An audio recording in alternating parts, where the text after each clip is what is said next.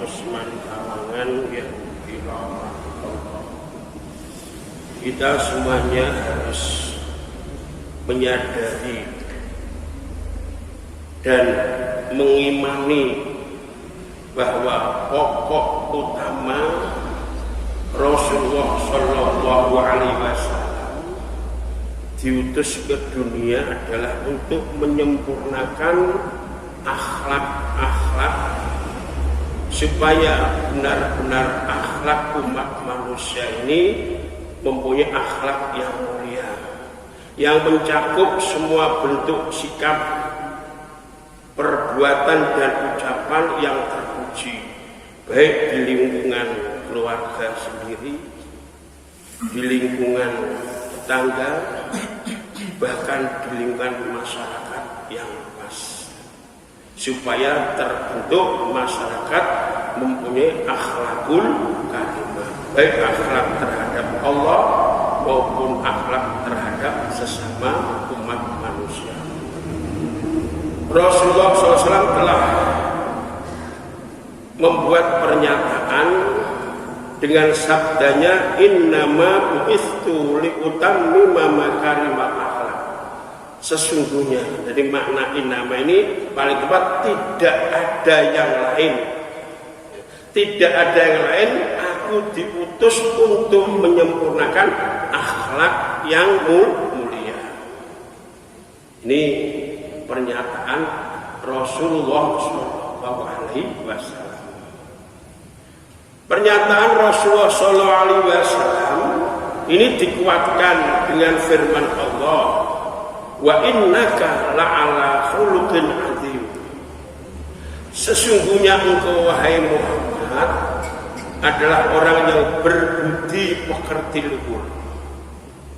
Ini penguatan Allah terhadap akhlak Rasulullah Shallallahu Alaihi Wasallam, yang mana kita sebagai umat Rasulullah kita harus mengikuti apa akhlak-akhlak Rasulullah. Ini Rasulullah telah menegaskan pentingnya akhlak yang mulia. Dalam hadis, akmalul mu'minina imanan aksaluhum khuluqan. Orang mukmin yang sempurna imannya, orang mukmin yang sempurna imannya adalah yang berbudi pekerti luhur. Sudah dijelaskan bahwa orang-orang mukmin yang imannya sempurna ini adalah orang-orang mukmin yang mempunyai akhlak mulia. Sekarang bagaimana hubungan akhlak dengan iman? Sehingga Rasulullah SAW menyatakan bahwa orang mukmin yang sempurna imannya adalah orang yang memiliki akhlakul karimah. Ini. Jadi hubungannya apa antara akhlakul karimah dengan iman, sehingga Rasulullah menyatakan bahwa orang mukmin yang imannya sempurna adalah orang mukmin yang akhlaknya mulia. Sekarang iman yang sempurna itu al-iman al-kamil al-munji min adzabillah wal musil ila ridwani. Yang dimaksud iman yang sempurna adalah iman yang bisa menyelamatkan diri dari siksaan Allah dan yang bisa mendatangkan ridho Allah. Ini iman yang sempurna. Berarti iman yang sempurna ini milik orang-orang yang selalu mengikuti, mengerjakan perintah-perintah Allah dan menjauhi larangan Allah. Inilah yang bisa mendapatkan ridho Allah dan bisa menghindarkan dari siksa Allah. Ini iman kamil.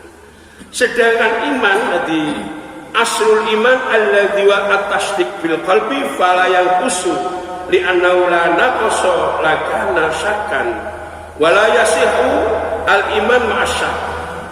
Artinya inti atau asli iman itu as-tasdiq bil qalbi, membenarkan dengan hati. Misal iman pada Allah, kita percaya membenarkan dalam hati bahwa Allah itu satu, adalah Tuhan kita. Ini iman. Maka iman yang at-tasdiq bil qalbi ini tidak bisa tambah, tidak bisa kurang. Apabila iman kita, baik iman kepada Allah, iman kepada utusan Allah, iman kepada malaikat Allah, iman kepada kitab Allah, iman kepada hari kiamat dan takdir, ini kok sampai kurang, lemah, berarti iman kita termasuk iman yang sah, iman yang ada keraguan. Kalau iman sudah campur dengan keraguan, iman ini tidak sah, ya, tidak sah, masih ragu. Kita iman pada Allah, Allah satu, iman. Tapi misal karena mungkin pergaulan dan sebagainya ada timbul keraguan, kosok pengiran iku mung satu, sedangkan yang dulu si alam dunia ini begitu luas. Ini ada kesakan, keraguan. Iman yang semacam inilah tidak sah. Kalau tidak sah, otomatis tidak tergolong umat Islam, ada keraguan. Nah, adapun akmalul iman artinya amal-amal yang timbul dari dorongan iman ini bisa tambah, bisa kurang. Di akmalul iman dawat tu ajzain wa khisalin wa ya allati tazidu a'malul insan bil ityan biha wa tanqusu bi tarki syai'in minha. Artinya amal perbuatan manusia yang didorong dengan keimanan ini bisa tambah, bisa kurang, tergantung amaliyahnya. Misal karena sering mengikuti pengajian, minta nasihat dari orang-orang yang baik, sehingga mengenal apa itu perintah Allah dan apa itu larangan Allah, sehingga mengetahui efek daripada mengerjakan perintah Allah dan efek daripada mengerjakan larangan Allah. Nah, inilah orang yang biasa mengikuti ngaji, mengetahui efek-efek daripada mengerjakan amal kebaikan perintah Allah dan menjauhi larangan Allah, ini bisa timbul iman yang tambah. Artinya amal-amalan orang inilah bisa tambah, sregep, sholat tahajud, sholat 5 waktu tidak ditinggalkan dan sebagainya, saling tolong menolong dengan sesama, silaturahim dengan sesama. Ini kalau benar-benar orang ini tahu, mempunyai ilmu efek daripada mengerjakan perintah Allah dan efek daripada menjauhi larangan Allah. Begitu juga nanti akmalul insan bisa melorot, rendah, karena mungkin pergaulannya tidak dengan orang yang menurut saya tidak baik-baik, ucapannya jorok, sering menghujat orang, kumpulannya dengan orang-orang menurut saya malas untuk sholat, senang mengerjakan larangan Allah, menurut saya minum atau judi. Karena tidak ketahuan, tidak tahu perintah Allah itu berdampak apa, kemudian menjalankan larangan Allah itu berdampak apa, tidak tahu, sehingga malas sholat, malas puasa, kalau bicara jorok, menghujat orang, ngerasani orang dan sebagainya. Ini karena kekeliruan bergaul atau mungkin tidak mau belajar. Inilah yang dimaksud a'mal insan bil ityan biya wa tangkusu bitar syai'in minha, karena malas tadi sehingga amal-amal yang baik tidak terjadi karena yang ada itu hanya keburukan saja. Ini yang dimaksud a'malul iman. Bisa tambah, bisa kurang. Di amalnya manusia yang bisa tambah, bisa kurang. Sekarang akhlak ya, kita harus tahu bahwa akhlak ay al-khuluq halun lin nafsi da'iyatun laha ila af'ali ya, min ghairi fikrin wa ruhiyatin. Akhlak adalah kondisi kejiwaan ya, kondisi kejiwaan yang melekat pada seseorang. Di kondisi kejiwaan panjenengan semua yang sudah melekat di hati sanubari panjenengan, yang sudah melekat pada seseorang sehingga dengan mudah orang itu melakukan semua aktivitas. Bisa juga aktivitas itu baik, bisa juga aktivitas itu buruk, tergantung kejiwaannya. Kalau kejiwaan seseorang itu penuh dengan kebagusan, sering berziarah dengan orang-orang alim, kumpul dengan orang alim, kumpul dengan orang baik, ini semua aktivitasnya, perbuatannya insya Allah akan baik. Begitu sebaliknya, malas ngaji, malas bertanya tentang agama dan sebagainya, kumpulannya orang-orang non-Muslim yang tidak baik, nanti aktivitasnya tidak baik, misuh, gelem, bicara, kalau nggak mengumpat orang nggak mau. Nah inilah yang harus kita jaga. Ini perlu kita jaga akhlak kita. Sekarang jawabannya bagaimana hubungan akhlak dengan iman, sehingga Rasulullah menyatakan bahwa orang mukmin yang sempurna imannya adalah orang mukmin yang mempunyai akhlak mulia. Berarti kalau orang mukmin tidak memiliki akhlak mulia, sholat jarang, berbuat dolim iya, mengumpat orang atau tetangga iya, ini berarti bukan orang mukmin yang imannya sempurna. Maka mari kita hubungkan hubungan antara iman dan akhlak, sehingga Rasulullah menyatakan bahwa iman yang sempurna adalah imannya orang yang memiliki akhlakul karim. Sekarang jawabannya, hubungan antara akhlak dengan iman sangat erat sekali, raket. Karena keduanya mempunyai titik pangkal yang sama, yaitu di hati sanubari. Iman keluar dari hati, akhlak ya, keluar dari hati, sama. Artinya kedudukannya antara akhlak dan iman adalah merupakan gambaran jiwa, gambaran hati sanubari yang bersifat kejiwaan dan abstrak. Ini hubungan sangat erat. Apa? Keduanya mempunyai titik pangkal yang sama, yaitu hati. Kalau akhlak ya, merupakan sikap jiwa yang telah tertanam dengan kuat ya, yang mendatangkan pemiliknya untuk melakukan perbuatan. Ini akhlak. Tinggal kejiwaannya nanti. Kalau memang kejiwaannya baik, yang akal timbul perbuatan akan baik. Begitu juga kalau kejiwaannya tidak baik, yang timbul perbuatannya, akhlaknya tidak baik. Inilah akhlak.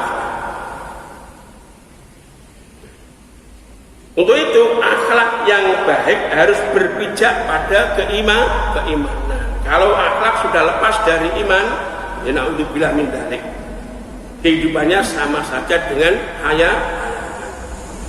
Sedangkan iman atau percaya adalah bertempat di dalam hati yang mempunyai daya dorong terhadap tingkah laku seseorang, tingkah laku yang baik. Para iman kan iman pada Allah, iman pada dan seterusnya, ini berusaha untuk membenarkan iman dengan perbuatannya harus sinkron sama. Iman pada Allah ya harus mengakui Allah. Pada muka Allah kita harus ibadah tunduk pada Allah dan seterusnya. Ini. Jadi iman berada di dalam hati sanubari yang mempunyai daya dorong terhadap tingkah laku yang baik. Maka dengan demikian akhlak yang baik adalah mata rantai daripada keimanan. Di mata rantai akhlaknya apik karena didorong dengan iman. Nah, sekarang akhlak jenengan kita bisa memiliki, bisa mempunyai akhlakul yang karimah, kita harus membentuk akhlak itu sendiri. Di akhlak jenengan bentuk ya supaya akhlak saya, akhlak panjang semuanya akhlak yang mulia.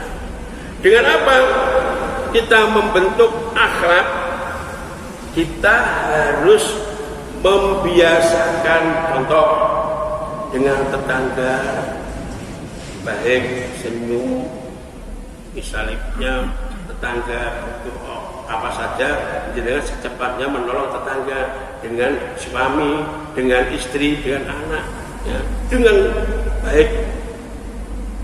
Misal melatih diri untuk bicara yang baik, melatih diri anak-anaknya untuk bicara yang baik, melatih istri suaminya berbicara baik dan tetangganya.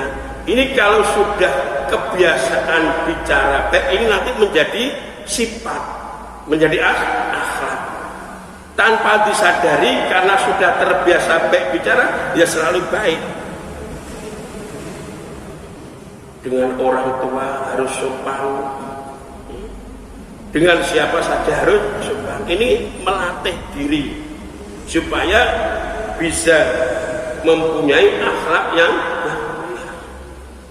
Dengan tetangga, dengan masyarakat, tunjukkan sikap yang baik. Nah, sikap yang baik ini butuh dibentuk dengan latihan.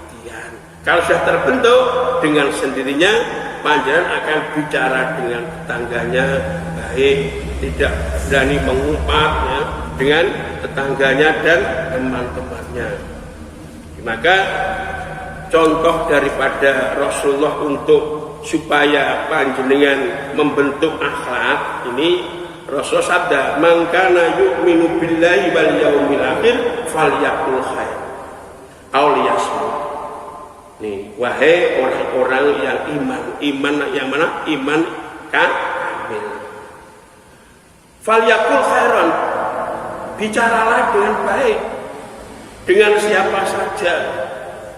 Jangan senang menghujat, jangan senang ngoreksi kekurangan orang. Koreksilah dirinya sendiri. Falyaqul khairan. Kalau tidak bisa, auliyasmud, daripada kalau bicara menyakitkan tetangga, menyakitkan masyarakat, lebih baik diam. Apalagi mengumpat, menghina.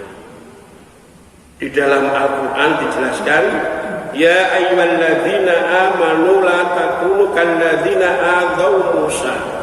Wahai orang-orang yang iman, jangan sampai kamu semuanya menjadi orang-orang yang menyakiti Nabi Musa. Ini diriwayatkan dari hadis Rasulullah bercerita, orang Bani Israel itu mempunyai keanehan, mempunyai bisa juga budaya karena dilakukan banyak orang kalau mandi ini bersama-sama bareng, telanjang. Mandi bersama-sama telanjang. Ini sudah menjadi budaya ini. Yang perbuatan yang sudah turun-temurun yang dilakukan. Sedangkan Nabi Musa tidak mau ikut, nggak mau ikut mandi bersama-sama dengan telanjang.